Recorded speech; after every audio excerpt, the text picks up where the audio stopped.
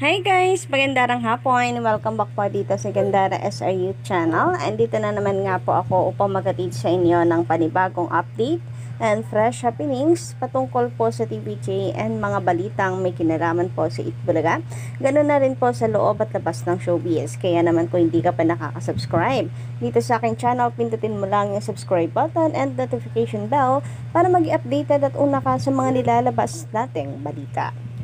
And para naman sa mga nakikinig ngayon dito sa aking channel, shoutout po sa inyong magandang hapon and maraming salamat sa pagtutok at pagtangkilik dito sa aking daily updates. Ngayon nga ating pong pag-uusapan ay patungkol po dito sa ratings na inilabas ng ilan pong mga kapuso fans, or should I say tape defenders Collegiate Tabicas nagigil sa Itbulaga. Mga hindi pa rin kasi makamove on sa pagkawala po ng tahanang pinakamasaya, kaya eto po sila at ginugulo ang mahigpit na labanan ng Showtime at Itbulaga, and panay po ang provoke nila kay JDL upang meron na naman po silang mauha na alam niyo yun, ibabato po sa Itbulaga.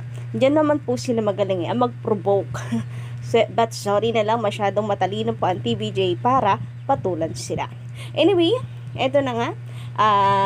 Naalala po natin noong April 6, grabe talaga. Inabangan po talaga po ng madla ang It's Showtime, na kung saan umabot nga po di umano ng 9.6 nga ba yung ratings nila, Collegiate Records. So napakataas po nun. By the way, combined views na po siya ng 4 na channel, 5 or 4. Ganon po mga Collegiate Records. Anyway, yan naman pong ratings na yan ay hindi po natin kinu-question dahil expected po natin na sa mga unang linggo ng Showtime ay magiging mataas talaga ang kanilang ratings, lalo na noong April 6. So, parang hindi na rin nakakabigla na mataas po ang nakuha nilang ratings. Pero ngayon, talagang nabigla ako, Kadarikad, sa bagong inilabas ngayon ng ratings ng mga tape defenders. Ito ang tunay na nakakabigla, and what? Mapapawat ka na lang na parang, ano yun? May mekos-mekos na naman bang ginagawa itong mga tape defenders nito? Well, kung totoo, then thank you. Thank you kasi finally may inilabas din kayong totoong balita. Anyway, kidding aside, Collegiate Records, kung totoo man nga ang nilabas nilang bagong ratings ngayon, congratulations sa Showtime. Kasi nitong parang bigla nilang binawi itong unti-unti po nung pagbagsak ng kanilang ratings. Kagabi lang nabalita ko na ang pababa po ng pababa ang ratings nila. Although hindi naman ganun kalaki, hindi sobrang laki nung ibinaba ng ratings nila, pero sa pababa nakikita yon ng mga tao. Tapos maybe napanood ito ng mga kapuso fans or ng tape defenders yung vlog ko na yon na pababa po ng pababa ang ratings ng Showtime, kaya bigla po silang nag-post ngayon ng panibagong ratings na kung saan naku, magugulat kayo Kadarikats, dahil parang na lang din to regular day, normal day na lamang din sa Showtime yung nangyayari ngayon, pero yung kanilang ratings dinaig pa ang first day nila sa GMA7 na kung saan nakatutok po ang marami. So, kung naka 9.6 nga po, kung tama ako sa pagkakaalala ko, Kadarikats, ang first day ng Showtime dito sa GMA7, eto naman pang nagmistulang normal day na ngayon o regular day na lang sa Showtime, ay pumalo ng 10.3% Collegiate Records. So, ratings daw po ito ng April 12, 2024, araw po ng Friday. Grabe nga naman itong si Kapuso Alliance fan page. Landslide, the victory daw of noontime show ratings. Pero thank you ha. Kasi kahit papaano tinaasan mo ang Itbulaga, hindi mo ginawang 0.18 kagaya ng usually po ninyong ginagawa sa ratings ng Itbulaga na from Kantar Kuno. Eto kagabi lang at nabalita po natin ang ratings ng Showtime ay tila pababa na. Mula po noong April 9, 10, and April 11. So, from 8.7% noong April 9, naging 8.3% na lang noong April 10. Then, etong April 11 na April 11 na ratings ay 8.0% na lang. So, hindi naman po natin matatawag na biglang bagsak ang ratings ng Showtime kasi 0.7 lang naman po ang ibinaba. Pero sabi ko nga po kagabi, siguro kasi nga sa mainit po ang mata ng mga tao ngayon sa Showtime, kaya po yung ratings na ganito, maliit man, nagiging issue. Ngayon, at napapansin talaga na pababa. Tapos biglang kinabukasan, ito po ang update ni Kapuso Super Alliance fan page na alam po natin na isa pong tape defender din. So sa kanilang ratings na from Nutam Kuno ay meron pong 10.3% na nakuha ang Showtime na mas mataas pa sa nakuhang ratings ng Showtime noong April 6, 2024.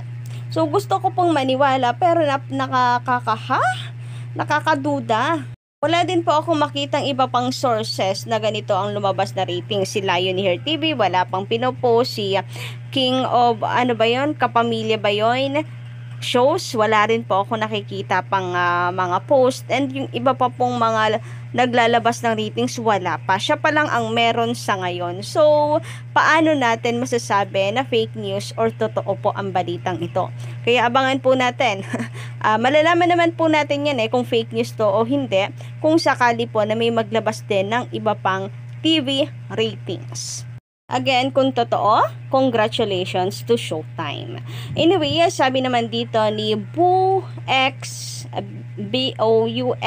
around. Hirap naman basahin ng pangalan niya. Yun yung akong pahirapan, Anyway, sabi niya dito, yun kasi mga defenders ng Showtime or ng ST. STD nga kung tawagin po ng iba, Showtime Defender. Grabe magsalita. Sana magpasalamat na lamang sila dahil may network na tumanggap kahit hindi maganda ang sinasabi sa kanila.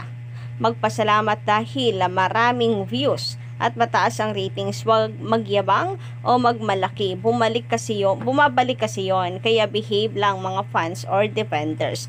Well, for me, may truth. Ito pong sinasabi ng ating commentors.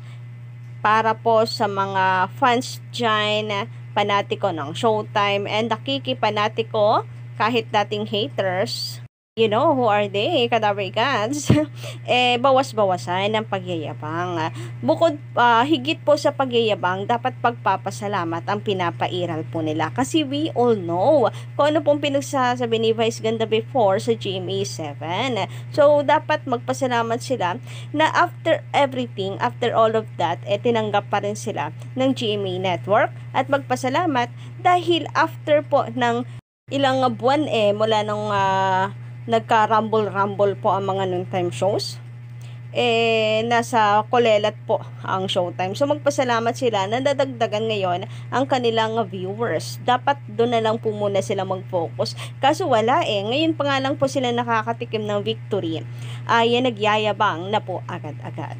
Samantala, ayon naman sa isa pa nating commentor na si Franz Olivas. Magandang hapon sa iyo. Hala, hihina na ang TV5 yan kung lilipat na ang Kapamilya show sa All TV.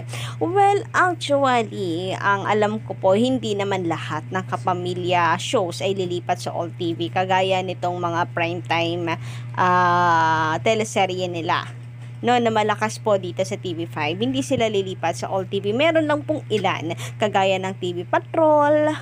Alam niyo yan mga Kadaver. Kasi I don't think na basta-basta rin po aalis ang ABS-CBN's show dyan sa TV5 dahil may kontrata po sila for 5 years. And one more thing na say ko dito Kadaver is that yung kumpara po sa All TV, di hamak na mas maganda po ang takbo ng TV5 sa ngayon at mas pinapansin ng advertisers. Kaya for me, hindi sila aalis basta-basta dito sa TV5. May kontrata po kasi sila. And ang layo rin kasi naman ng diferensya tawag dito? Ano ang tawag doon?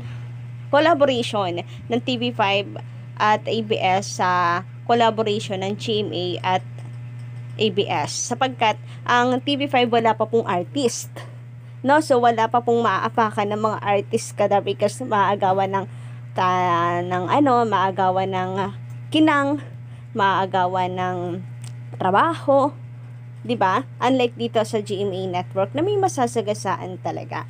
So sa halip na puro GMA shows lang ang nasa GMA network para mabigyan po ng chance ang iba pa pong mga artist nila, hindi mababawasan pa ang chance ng mga starlet nila dahil sa mga kapamilya artist.